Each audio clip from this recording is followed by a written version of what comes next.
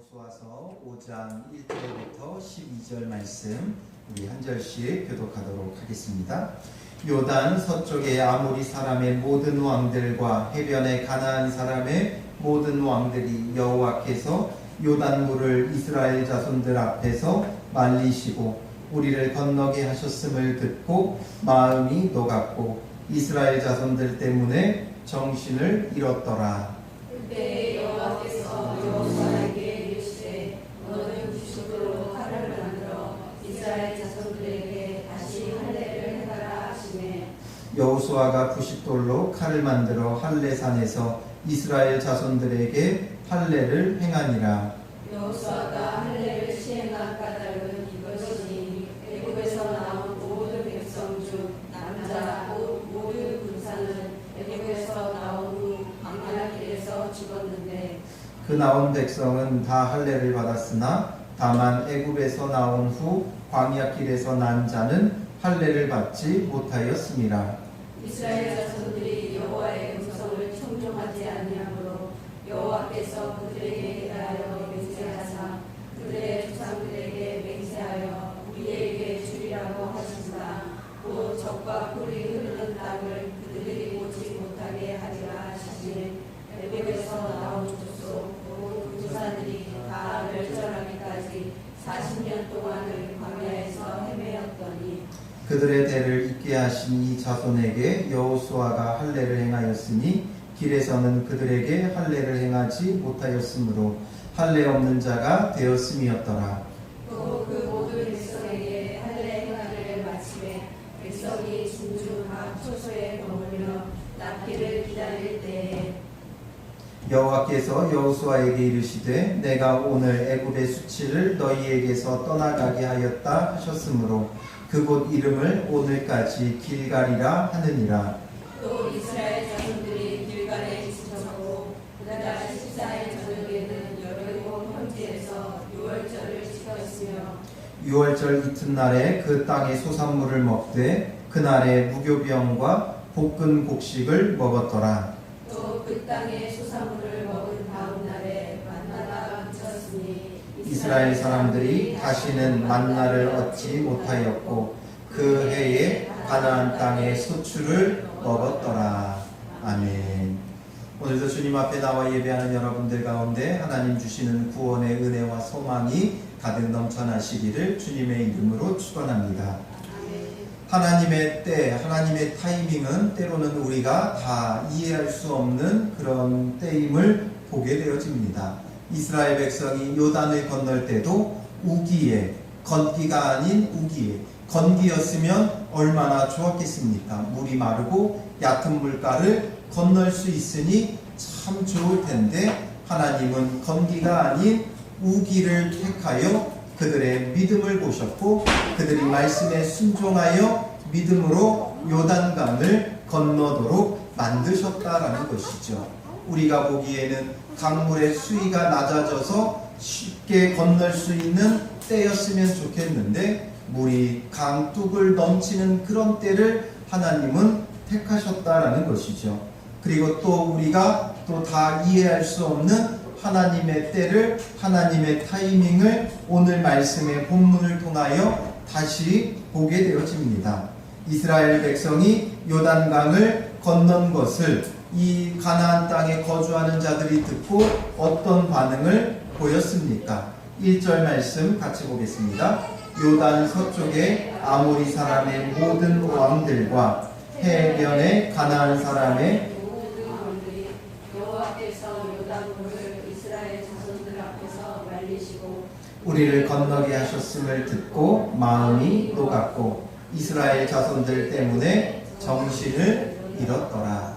요단 서편, 바로 가나안 땅에 거주하는 모든 왕들과 백성들이 여호와 하나님께서 이 요단강 물을 마르게 하시고 이스라엘 백성이 건너게 하셨다라는 것을 그들이 보고 듣고 어떤 반응을 보입니까? 마음이 녹고 정신을 잃었다라는 것이죠. 하나님의 행하시는 크고 놀라운 일들을 이들이 보고 들은 겁니다. 그러니 이 지금 말도 안 되는 사건을 그들이 보고 들은 후에 하나님이 어떠한 분인가를 알게 된 것이죠. 하나님의 능력이 얼마나 위대한지를 이들은 깨달았기에 그 앞에 마음이 높고 정신을 잃었습니다. 이때에 아모리 족속과 가나안 족속에게 진격해 가서 가나안 땅을 완전히 정복하면 얼마나 좋겠습니까?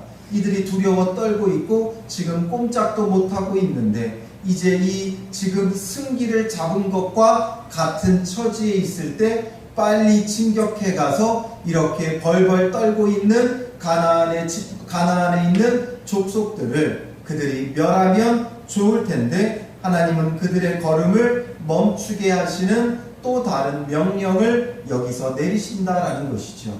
우리 2절 말씀 같이 있습니다. 그때에 여호와께서 여호수아에게 이르시되 너는 부싯돌로 칼을 만들어 이스라엘 자손들에게 다시 할례를 행하라 하시매라고 말씀하고 있습니다.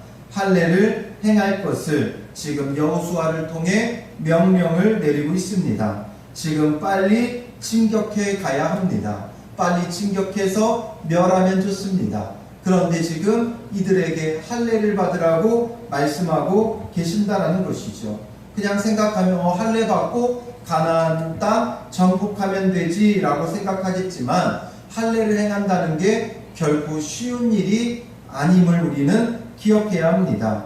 왜냐하면 창세기 34장에 보면 야곱의 딸 디나가 히위 족속 하몰의 아들 세겜에 의해 겁탈당하는 사건이 일어납니다. 이때에 야곱의 아들들이 이제 세겜에게 만약에 너희가 우리와 똑같이 할례를 받고 할례 받은 족속이 되어진다면 우리 딸을 디나를 너에게 아내로 주겠다라고 약속을 합니다. 왜냐하면 세겜이 디나를 너무나 사랑했기 때문에 그렇게 그 마음을 주체치 못해 겁탈했을 뿐만 아니라 야곱에게 와서 자기에게 아내로 주기를 간절히 요청하면서 무엇이든지 원하는 것은 다 주겠다라고 말했기 때문입니다. 그러니 너희가 우리와 같이 할례 받은 족속이 되라. 그러면 주겠다라고 약속을 했었죠.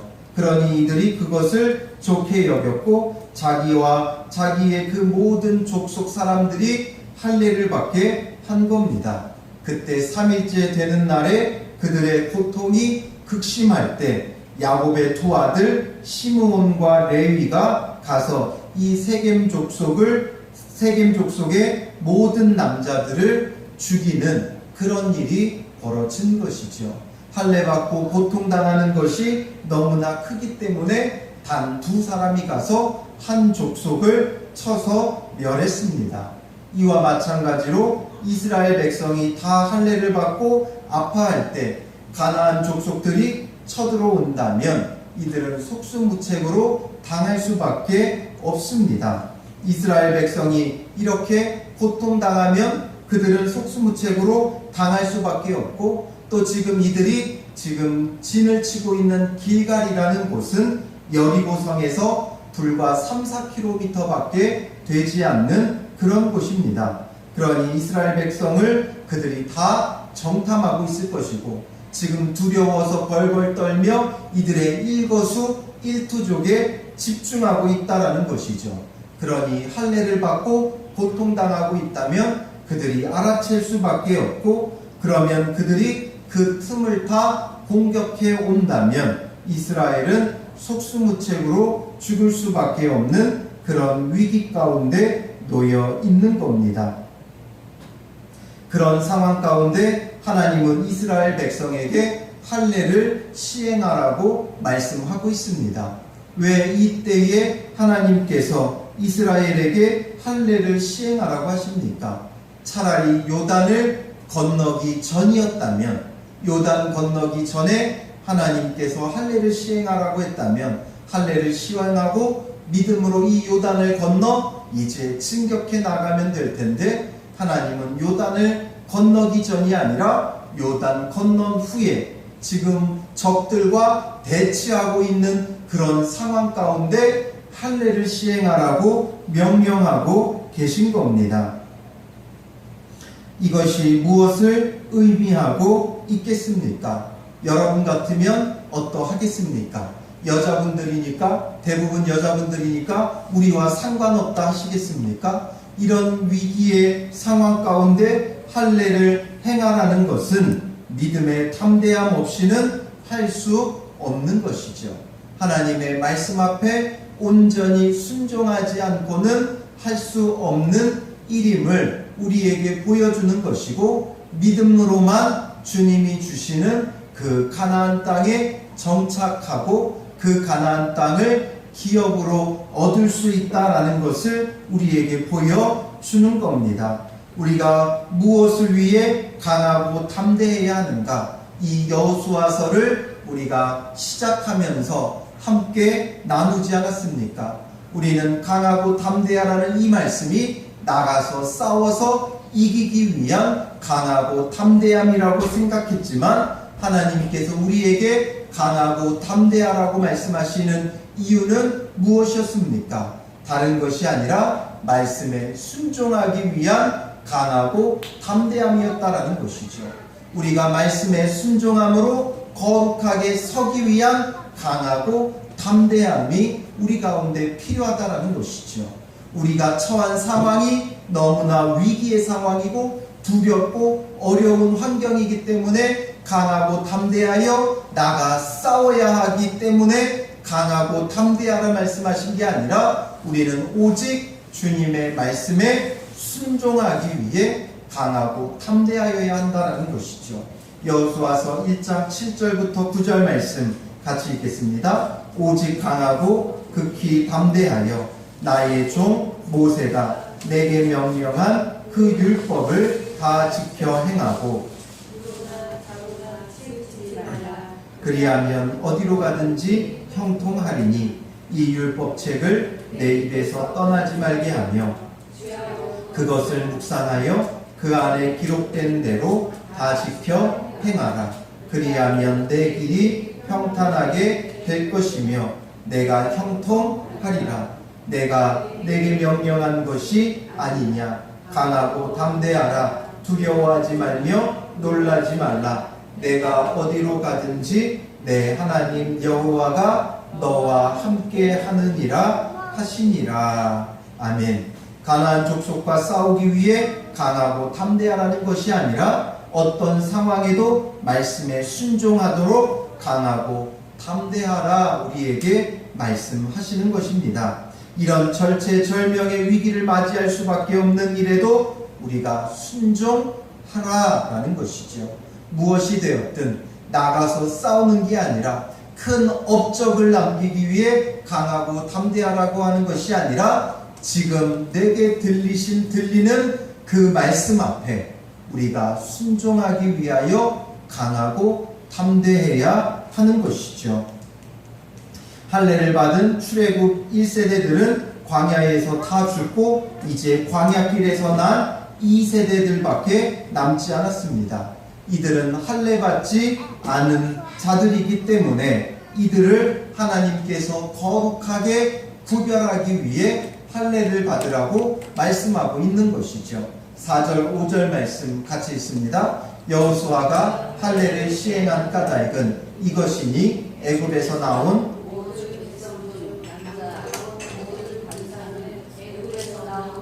광야길에서 죽었는데 그 나온 백성은 다 할례를 받았으나 다만 애굽에서 나온 후 광야길에서 난 자는 할례를 받지 못하였으니라.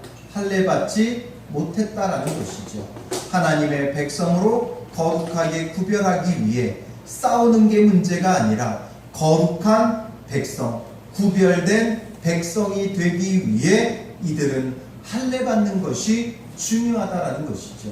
우리도 삶 속에 직면한 문제가 지금 당장 급한 게 아니라, 지금 우리가 말씀에 순종하며 하나님 앞에 구별된 거룩한 백성이 되는 것이 중요함을 잊지 말아야 하는 것입니다. 그래서 지금 직면한 문제, 우리가 하는 일들 때문에, 어떤 가정의 어려움 때문에 아니면 병든 육신 때문에 아니면 어떤 돈 문제 때문에 이런 여러 가지 문제들이 우리 가운데 산적해 있으나 정말 우리가 강하고 담대해야 할 일들은 그런 어려움 때문이 아니라 우리가 주님 앞에 거룩한 구별된 백성이 되기 위해 말씀에 순종하기 위한 강하고 담대함이 우리에게 필요한 겁니다. 그래서 오직 강하고 극히 담대하여 율법을 다 지켜 행하라. 우로나 좌우로나 치우치지 말라라고 말씀하신 주님께서 이제는 강하고 담대함으로 여기서 할례를 행해라라는 것이죠. 적들이 나를 향하여 공격할 준비 태세를 갖추고 있는 이때에 주님은 믿음으로 거룩하게 구별되는 것이 우선순위다. 할례를 행해라 라고 말씀하고 계신 것입니다. 그러니 이런 상황 속에서도 여러 가지로 계산해보고 처지와 상황을 본다면 할 수 없는 이 일을 왜 요단강 건너기 전에 할례를 시행하라고 하지 않았는지 불평할 수도 있고, 아니면 가나안 정복을 마친 후에 행하겠다고 핑계댈 수도 있지만 여호수아는 어떻게 합니까? 3절 말씀 같이 읽겠습니다. 여호수아가 90돌로 칼을 만들어 할례산에서 이스라엘 자손들에게, 여호수아에게는 상황이 중요하지 않습니다. 어떠한 처지에 있느냐가 중요하지 않습니다. 어떤 때가 더 좋겠느냐 계산해 보지 않는다라는 것이죠. 주님이 말씀하시면 그 말씀하신 대로 순종하는 것이죠. 그래서 90돌로 칼을 만들어 할례산에서 이스라엘 자손들에게 할례를 행했다라는 것이죠. 우리가 진정 강하고 담대함은 말씀에 순종하는 겁니다. 어떤 말씀이 되었든 우리가 그 말씀 앞에 순종하는 것이죠. 오른편 뺨을 때리면 왼편 뺨도 돌려대라는 그 말씀 앞에 강함과 담대함으로 순종하여 왼편 뺨을 돌려대는 자가 되어야 한다는 것이죠. 누가 너에게 겉옷을 달라고 하면 속옷까지 내어주라고 말씀하신 것처럼 내가 가진 것 전부를 다 내어주는 강함과 담대함이 우리 가운데 필요하다는 것이죠. 적들이 나를 공격하려고 무기를 들고 내 앞에 서 있다 할지라도 할례를 시행하라 하면 강하고 담대함으로 말씀에 순종하는 것이죠. 나가서 싸우고 큰 일을 이루어야 강하고 담대한 것이 아닙니다. 강하고 담대함으로 말씀에 순종하면 하나님은 우리에게 무엇이라 말씀해 주십니까? 출애굽기 14장 13절 말씀 같이 있습니다. 모세가 백성에게 이르되 너희는 두려워하지 말고 가만히 서서 여호와께서 오늘 너희를 위하여 행하시는 구원을 보라. 너희가 오늘 본 애굽 사람을 영원히 다시 보지 아니하리라. 홍해 앞에 섰던 이스라엘 백성은 뭐 했습니까? 말씀에 순종하여 나아가지 못하고 불평하고 원망하면서 우리가 차라리 애굽에서 죽었으면 나았을 것을, 여기 장지가 없어서 이곳에서 우리가 죽게 하느냐 불평 불만했던 출애굽 1세대들, 할례를 받았음에도 불구하고 거룩한 하나님의 백성으로 구별되지 못했고, 홍해를 건넜음에도 불구하고 하나님의 놀라우신 능력으로 마치 세례를 받는 것처럼 홍해 물 가운데로 지나가는 은혜를 누렸지만 이들에게 애굽의 수치가 물러가지 않았다라는 것이죠. 그러나 하나님은 뭐라고 말씀합니까? 두려워하지 말고 가만히 서서 여호와께서 오늘 너희를 위하여 행하시는 구원을 보라. 너희가 오늘 본 애굽 사람을 영원히 다시 보지 아니하리라. 하나님께서 일하여 주신다라는 것이죠. 말씀에 순종하는 사람에게는 하나님께서 일하여 주시는 겁니다. 그러나 말씀에 순종하지 않는 자들은 내가 내 힘으로 강하고 담대하여 싸워야 하기 때문에 늘 고통스럽고 괴로운 전투적인 인생을 살아갈 수밖에 없는 것입니다. 이스라엘 백성이 할례를 받으라고 말씀하실 때 그들이 할례를 받았습니다. 그러니 그들의 고통이 얼마나 극심했겠습니까? 그럼에도 불구하고 그렇게 고통이 극심했음에도 불구하고 가나안 족속들은 여호와의 능력 앞에 마음이 높고 정신을 잃었기 때문에 꼼짝도 하지 못한다라는 것이죠. 그들이 지금 공격해 오면 얼마든지 이스라엘을 쳐서 멸할 수 있지만 하나님께서 하나님의 말씀 앞에 순종하는 이들 앞에 그들은 꼼짝도 못하는 모습을 보여주는 겁니다.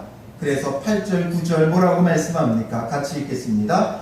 또 그 모든 백성에게 할례를 행하기를 마치매 백성이 진중한 처소에 머물며 낫기를 기다릴 때에 여호와께서 여호수아에게 이르시되 내가 오늘 애굽의 수치를 너희에게서 떠나가게 하였다 하셨으므로 그곳 이름을 그것까지 길갈이라 하느니라. 그들이 이제 할례를 마치고 처소에서 머물면서 낫기를 기다릴 때 이때가 지금 가나안 족속들에게는 절호의 기회입니다. 이때 공격하면 이들은 살 수 있는 거죠. 그러나 그들은 이스라엘 앞에 완전히 그 마음이 높고 두려워서 꼼짝도 못하도록 하나님께서 만들어 버리실 겁니다. 말씀 앞에 순종하니까, 어떤 처지에도 말씀 앞에 순종하니까 하나님께서 붙들어 그들을 강하게 하시고 담대하게 하시고 또 그런 그들을 높고 위대하게 하셔서 적들이 꼼짝도 못하게 만들어 버리시는 겁니다. 그러니 그들이 머물며 낫기를 기다릴 때 하나님께서 여호수아를 통해 말씀하신 게 무엇입니까? 내가 오늘 애굽의 수치를 너희에게서 떠나가게 하였다라고 말씀하시는 겁니다. 애굽의 수치가 비로소 물러가는 겁니다. 애굽에서 당한 수치가 왜 지금 물러갑니까? 그들은 똑같이 요단강을 건넌 것처럼 먼저 홍해를 건너지 않았습니까? 홍해를 건넜을 때 뒤따라오던 애굽 군대가 이 홍해의 물 가운데 완전히 다 수장되어져 버렸다라는 것이죠.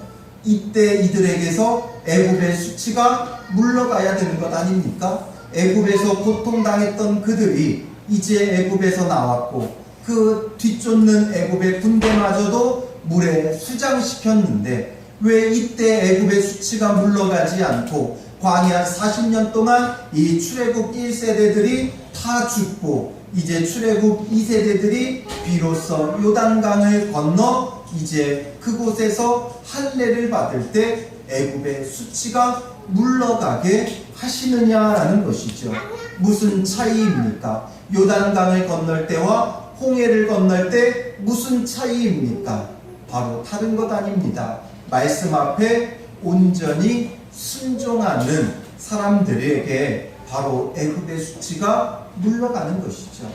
홍해 앞에서 그들이 순종하며 나아간 게 아니라 그들은 불평했고 원망했고 아까 언급했듯이 애굽에 장지가 없어 우리로 하여금 여기서 죽게 하냐 불평하고 원망하고 모세를 대적함이 곧 여호와 하나님을 대적하는 것이었다라는 것이죠. 그러니 그들이 이미 할례를 받았어도 홍해를 건넜어도 그들에게서는 애굽의 수치가 물러가지 않았던 겁니다. 그러니 여전히 죄의 근성이 죄의 노예 근성이 그들 가운데 남아있어 수시로 불평하고 원망하며 마침내 광야에서 다 죽고 출애굽 2세대들 이제 말씀 앞에 순종하는 여호수아를 앞세워 뒤따르는 출애굽 2세대들에 의해서 애굽의 수치가 물러가게끔 그들이 믿음을 하나님 앞에 보여준 것이죠. 믿음으로 요단을 건너고 믿음으로 할례를 행함으로써 하나님께서 그들에게 남아있었던 모든 애굽의 수치, 죄의 그 수치를 다 떠나가게 만드시는 겁니다. 오늘 우리도 마찬가지죠. 이제 우리에게 있는 모든 수치가 떠나가는 믿음의 사람들이 되어야 합니다. 이제 이들이 요단을 건너 할례 받음으로 모든 수치가 떠나가듯이 우리의 진정 수치가 물러가는 것은 다른 것이 아니라 말씀에 온전히 순종할 때입니다. 더 이상 죄의 종노릇하지 않고 더 이상 물질의 종노릇하지 않고 온전히 여호와 하나님 앞에 순종하는 자가 될 때 우리 안에 있는 모든 수치가 떠나가는 겁니다. 더 이상 세상 가운데 우리가 치이고 우리가 세상 가운데 수치를 당하는 자들이 아니라 그 모든 수치가 떠나간 구별된 거룩한 하나님의 백성이 되는 것은 우리의 순종치 않았던 마음이 여호와 하나님 앞에 순종할 때다라는 것이죠. 우리가 예수 그리스도를 믿는다고 하면서 여전히 우리의 마음이 말씀에 순종하지 못하고 있다면 우리에게는 여전히 죄의 수치가 있는 겁니다. 그러니 죄 가운데 번번이 넘어지고 쓰러지고 부끄러움과 수치를 당할 수밖에 없는 것이죠. 그래서 바울은 할례에 대하여 무엇이라고 말합니까? 이들이 할례를 행했기 때문에 수치가 물러간 게 아니라 그 할례라는 외적인 하나의 행동 가운데 담겨 있었던 그들의 믿음의 모습, 순종의 마음이 바로 이들에게 모든 수치가 물러가게 한 것이기에 그 진정한 할례의 의미를 바울은 로마서 2장 28절 29절에 이렇게 말합니다. 같이 읽습니다. 무릇 표면적 유대인이 아니요 표면적 육신의 할례가 아니니라. 오직 이면적 유대인이 유대인이며 할례는 마음에 알지니 영에 있고 율법 조문에 있지 아니한 것이라. 그 칭찬이 사람에게서가 아니요 다만 하나님에게서니라. 아멘. 할례는 마음에 알아라는 것이죠. 외적으로 받는 할례가 하나님의 백성으로 구별하는 할례가 아니다라는 것이죠. 그 일례가 오늘 여호수아서의 본문의 말씀입니다. 몸에 할례를 받았기에 그들에게 애굽의 수치가 떠나간 게 아니라 전적으로 하나님 앞에 순종하는 백성이 되어지니까 하나님 앞에 순종하여 요단을 건널 수 없는, 믿음으로 나아갈 수 없는 그 처지의 요단을 믿음으로 순종하여 건넜고 할례 받을 수 없는 처지 가운데 순종하여 할례를 시행할 때 그들에게서 애굽의 수치를 물러가게 하셨다라는 것이죠. 왜 1세대들에게서 물러가지 않았느냐? 그들은 순종치 않는 백성이었기 때문입니다. 번번이 불평하고 원망하고 고집스럽고 악하고 이러니 그들은 수치가 물러가지 않는 자들이었고 여호수아가 지도자로 서고 그 백성들이 하나님 앞에 순종하며 나아가니 수치가 물러가는 겁니다. 그러니 우리가 정말 필요한 건 마음의 할례를 받는 것이죠. 마음이 변화되는 것입니다. 마음의 병이 고쳐지는 겁니다. 그래서 온전히 예수 그리스도가 우리의 지도자로 서고 그의 말씀 앞에 온전히 순종하는 것이 마음의 할례 받은 자들이고 그런 우리에게서 모든 수치가 물러가게 만드시는 겁니다. 마음의 할례는 말씀에 순종하는 겁니다. 순종치 않던 악함에서 순종할 때 진정 마음의 할례를 받는 것입니다. 홍해 앞에서는 불평했지만 요단 앞에서는 온전히 순종하며 건넜고 길갈에서 말씀에 순종하며 할례를 행할 때 진정 애굽의 수치가 물러가는 것처럼 오늘 우리의 악한 욕심과 고집과 이 모든 것들을 꺾고 어떤 처지에서도 어떤 두려움에서도 우리가 말씀 앞에 순종하면 모든 수치가 떠나가게 되고 주님 앞에 거룩하게 구별된 믿음의 사람들이 되는 것입니다. 더 이상 우리에게 노예 근성이 남아있으면 안 됩니다. 여전히 죄의 노예 근성이 남아서 번번이 때마다 시마다 욕심이 올라오고 정욕이 올라오고 두려움이 올라와서 순종치 못하는 옛사람의 모습이 남아있으면 안 된다라는 것이죠.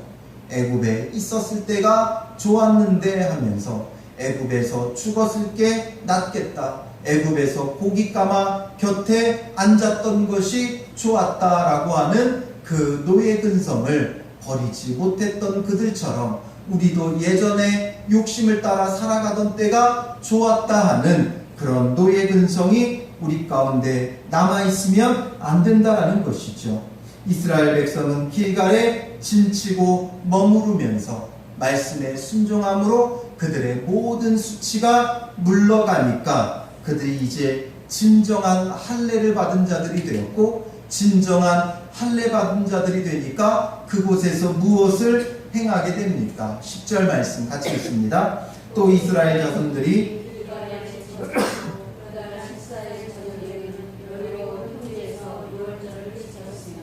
이제 여기에서 애굽에서의 첫 유월절을 보냈지만 이제 가나안 땅에 들어와 진정한 유월절을 보내는 겁니다. 말씀에 순종하고 모든 수치가 그들에게서 물러가니까 가나안 땅에 들어와 이제 죽음이 진정 넘어가는, 주님 안에서 영생을 누리는, 하나님이 주시는 젖과 꿀이 흐르는 가나안 땅을 그들의 영원한 기업과 유업으로 받아 죽음이 그들에게서 넘어간 유월절, 진정한 구원받은 자의 삶이 그곳에서부터 시작되어졌다라는 것이죠. 그러니 유월절 이튿날부터 어떤 일이 벌어집니까? 11절 같이 읽습니다. 유월절 이튿날에 그 땅의 소산물을 먹되 그날에 무교병과 볶은 곡식을 먹었더라. 이제 유월절을 지내고 나서 이제 가나안 땅에 정착이 시작되어진다라는 것이죠. 가나안 땅은 하나님 나라 천국을 상징하지 않습니까? 그들이 이제 가나안 땅에 들어가 그곳에 정착하기 시작한 것이죠. 그러니 그 땅의 소산물을 먹는 은혜를 누리는 겁니다. 그러니 이제 광야에서 먹던 만나가 필요하겠습니까? 필요하지 않겠습니까? 필요치 않다라는 것이죠. 그러니 12절 말씀 같이 읽겠습니다. 또 그 땅의 소산물을 먹은 날 다음 날에 만나가 그쳤으니 이스라엘 사람들이 다시는 만나를 얻지 못하였고 그 해에 가나안 땅의 소출을 먹었더라. 아멘. 이제부터는 만나가 아닌 가나안 땅의 소출을 먹는 겁니다. 우리는 만나를 사모하는 자들이 되면 안 됩니다. 육신을 위해 하나님께서 그들에게 광야 땅에서 만나를 먹여주셨지만 만나로 그들이 만나를 먹었어도 죽었다라는 것이죠. 정말 이들에게 필요한 것은 가나안 땅의 소출을 먹는 것이죠. 오늘 우리에게도 이제는 더 이상 만나가 아닌 육신에 먹을 것을 구하며 쫓는 인생이 아니라 하나님 나라에서 누리는 영원한 생명, 정말 하나님 나라에 정착하고 하나님 나라의 소산물을 먹는 영생하도록 누리는 참 생명이 오늘 우리 가운데 필요한 것이죠. 육신을 위하여 먹는 것은 잠깐입니다. 그러나 정말 필요한 것은 만나가 아닌 가나안 땅의 소출이었던 것이죠. 그러니 그들이 말씀에 순종하여 할례 받을 때 애굽의 수치가 물러가고 이제 진정한 유월절을 누리며 가나안 땅의 소출을 먹는 은혜의 축복을 누리는 겁니다. 오늘 우리에게 필요한 것도 이것이죠. 하나님 나라에 우리는 정착한 자들, 하나님 나라를 완전히 유업으로, 영원한 기업으로 받아 누리는 자들, 그래서 하나님 나라의 소출을 먹는 자들이 되어져야 한다는 것이죠. 그래서 이들처럼 온전히 순종하며 마음의 할례를 받은 자가 되어져야 하는 겁니다. 우리의 상황과 처지를 판단하며 계산했다면 가나안을 정탐하고 들어가기를 거부하며 광야 40년을 방황하며 죽었던 출애굽 1세대가 될 수밖에 없습니다. 그러나 강하고 담대함으로 순종하니 이제 가나안 땅에 정착이 시작되고 그 땅의 소산물을 먹는 은혜를 누리는 겁니다. 오늘 우리도 하나님 나라를 누리는 은혜가 이와 같다라는 것이죠. 어떤 말씀이든지 강하고 담대함으로 순종하면 하나님 나라를 기업으로 얻고 하나님 나라의 소산물을 먹는 은혜를 누리는 자가 되어지는 겁니다. 그러나 예수님을 믿는다고 하면서 말씀에 순종하기를 주저하면 광야 같은 인생을 살며 만나를 먹고도 광야에서 죽은 것 같이 육신의 것을 먹고 죽는 인생을 살아가게 되어지는 겁니다. 여전히 내 생각에 사로잡혀 노예 근성을 버리지 못하면 죄의 수치를 결코 벗을 수 없고 하나님 나라를 유업으로 누릴 수 없음을 우리는 기억해야 하는 것이죠.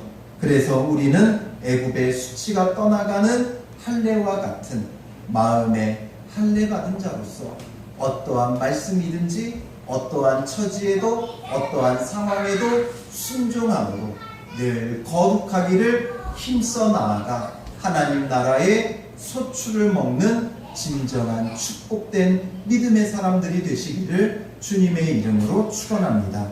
기도하겠습니다. 살아계신 아버지 하나님, 그동안 우리가 바라고 사모했던 것이 무엇입니까?